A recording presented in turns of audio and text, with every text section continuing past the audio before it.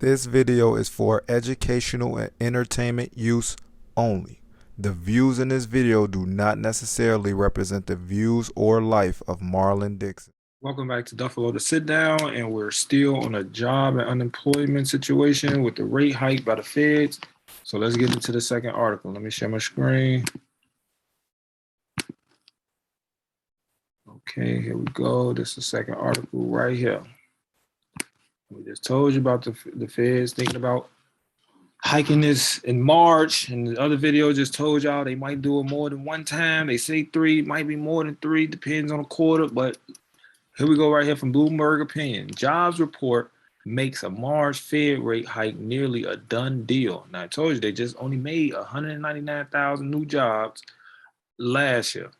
4.5 million people quit their job voluntarily in November. So it doesn't make sense. So Brian Chapata, January 7, 2022, although the payrolls figure was less than expected, an unemployment rate below 4% suggests many policymakers will likely see the U.S. economy near maximum employment. You see, they just said that maximum employment, because everybody is not going to have a job is what they saying. So as long as they get around that 3.5% unemployment, they cool. But I don't understand how 4.5 million people quit their job and they not included in the unemployment. Like, I don't understand. So let's say we have 300 million people.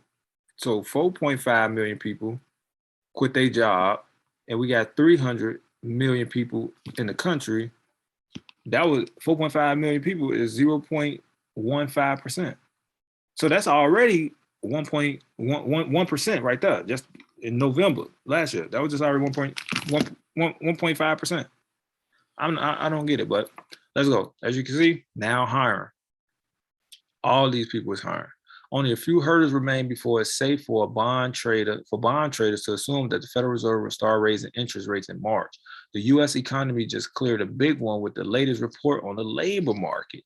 Yes, the top line payroll figures failed to live up to the lofty expectations, with U.S. employers adding just 199,000 workers in December, compared with the median estimate of 450,000 gain in a Bloomberg survey of economists. But that looks like a reflection of harsh seasonal adjustments from the Bureau of Labor Statistics. Remember, you got New Year's and you got the Christmas season. So a lot of these jobs could be seasonal rather than full time. They could be not even part time. They could just be a seasonal job they possibly added. The rest of the jobs report unambiguously strong. As it did in November report, the household survey told much more optimistic story about the labor market, with the unemployment rate tumbling to 3.9%, beating projections for a dip to 4.1%, and another big step toward the 3.5% level that Fed officials see prevailing from the end of the year through 2024. Average hourly earnings jumped 4.7% from a year ago and 0.6% from November, both handily outpacing the median forecast. Now, they talking about beating projections, and they talking about prevailing from the end of the year through 2020. So from the end of 2022 through 2024, which means the end of 24. So they saying for 2 years, they gonna have unemployment at 3.5% level, close to maximum. As you can see, unemployment went all the way up to 14.7% for 3022, and then it started coming down. So now, if all these people, make this make sense. If unemployment is going down, which means more people are being employed, why are these businesses finding it hard to hire workers if people are having like this? Don't even make no sense. This number, the unemployment rate, do not make any sense when there's people that's quitting a job. Wouldn't they be considered unemployed? But the numbers is low and it's going lower. Automation, ladies and gentlemen. I'm telling you what it was getting ready to happen. Automation.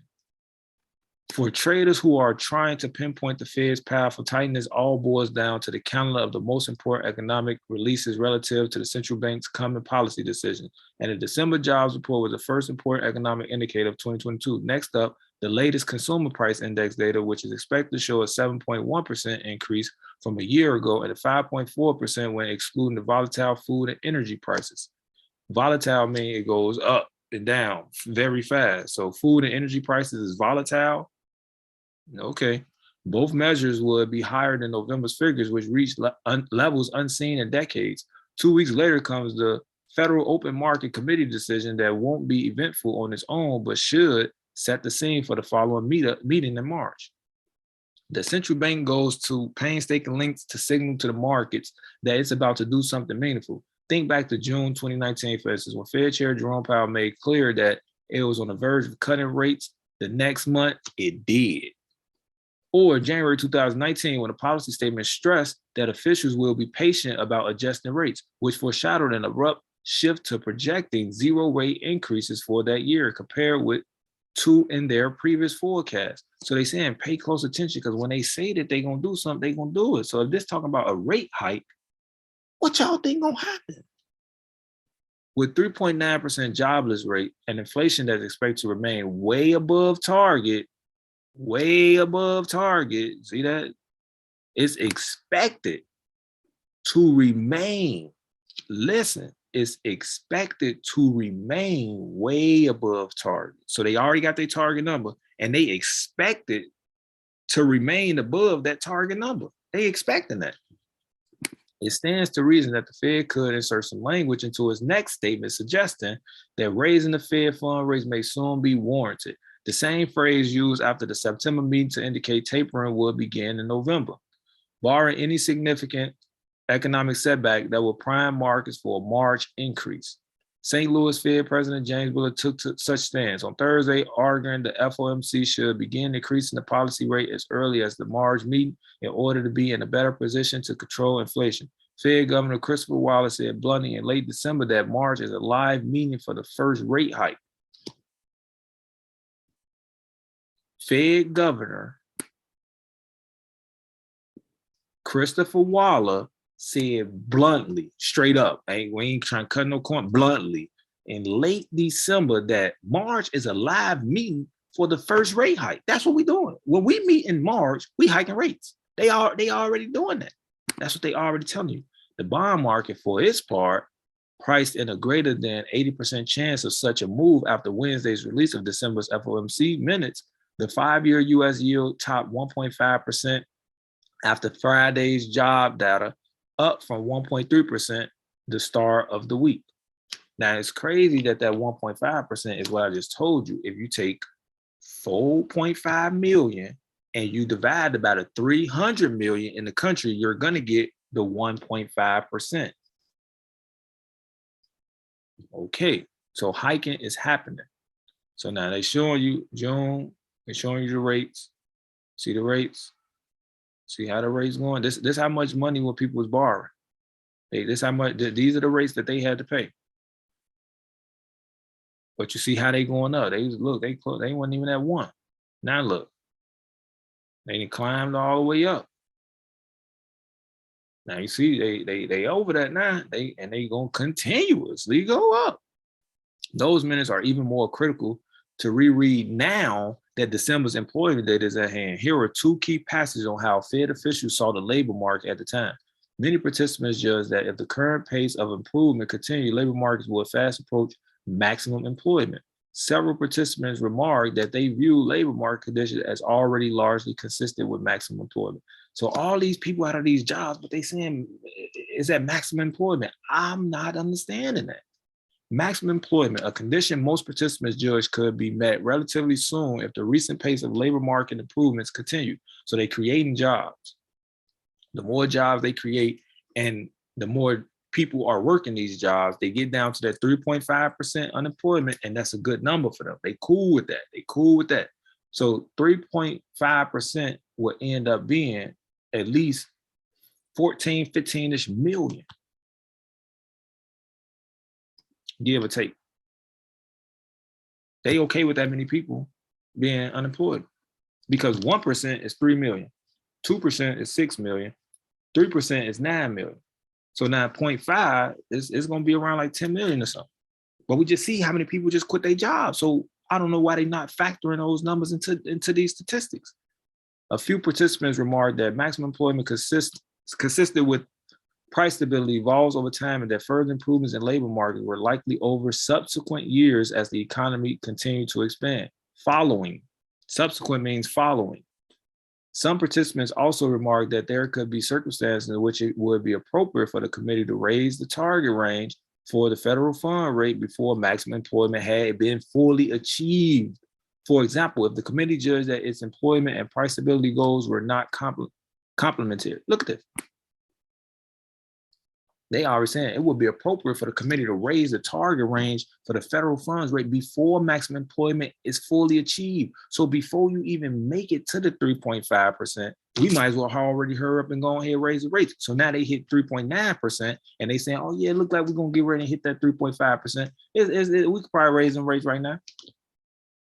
Y'all got to understand that. Now look at this. That's what I want y'all to pay attention to. They call Fed speak is a language unto itself, which means when they say something, they know what they're talking about. Other people don't know what they're talking about unless they tell them what they really mean by what they're saying. Ambiguous language. Note, several officials said at the time that the U.S. economy had pretty much already cleared the maximum employment threshold for raising interest rates, and most expected it would hit that goal relatively soon. The December job data is yet another step in the right direction. And when put in the context of the minutes, it suggests a majority of policymakers would be on board with declaring both conditions and dual mandate satisfied come March. Now, what they saying is, even though we clearly see that they talking about that people was quitting their jobs, so that means they unemployed, even though we clearly see that a lot of these jobs got all these hiring, which means they don't have no workers, they saying, oh no, our numbers say that we almost maximum employment. How y'all at maximum employment, but it's clearly ain't nobody out here that's employed? I don't understand. Because what they doing is they using the maximum employment as a ploy to hike the rates.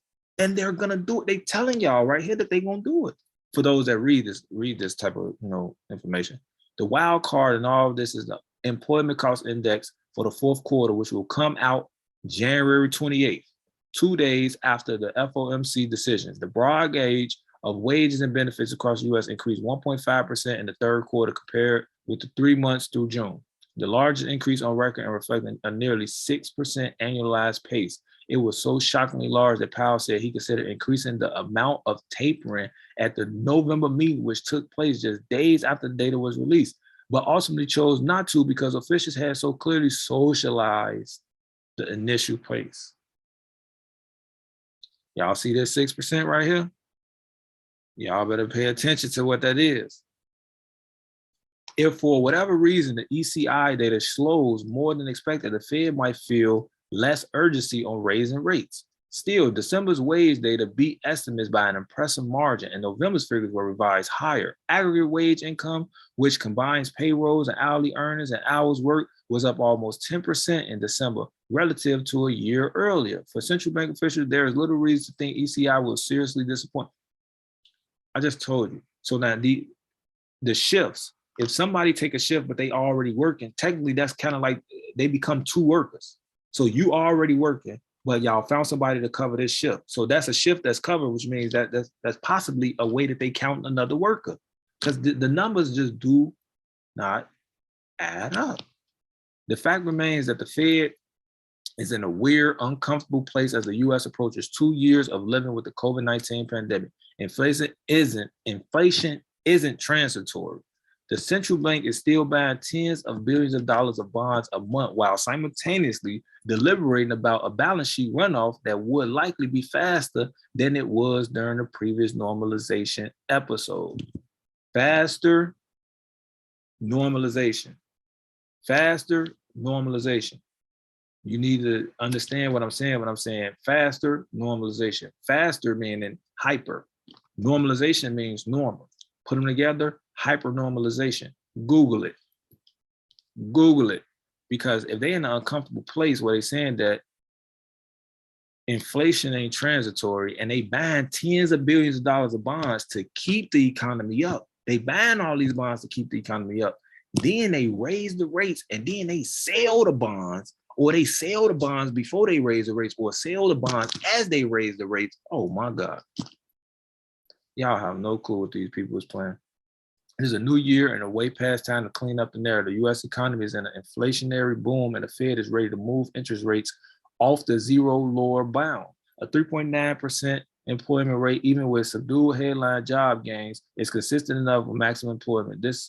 That the central bank needs to tighten monetary policy to reduce inflation and promote a long expansion that's broad-based and inclusive and brings more people into the workforce. Powell's December press conference and the FOMC minister said all of this, but now it's about taking action as soon as possible, given the deliberate nature. Bro, if these people ain't got, I don't know no. If these people gonna raise these rates, but people ain't trying to go to these jobs, how is the unemployment number going down? When they study everybody saying we hiring, we got to give out more money just so we can try to retain or get people. But if all these people was at home, how? Those two things don't add up. So therefore, when it don't add up, you know it's something up. So that's all I gotta say for this video. Hopefully you guys end up learning something during this video. Hopefully you guys research some of the things that I said research. That's y'all homework to do more digging. The more digging you do, the more information you have. The more information you have, the better you're able to make a choice and understand what to do in this economy and in this world. I'm low. Like I said, prosper through the adversity. Remember, don't underestimate family, friends, lovers, enemies. Look objectively. No matter what city, state, or country is in, every hood is the same. And if nobody told you that they love you today, I'm going to tell it to you now. I love you. So I'll see you guys on the next episode. This video is for educational and entertainment use only. The views in this video do not necessarily represent the views or life of Marlon Dixon.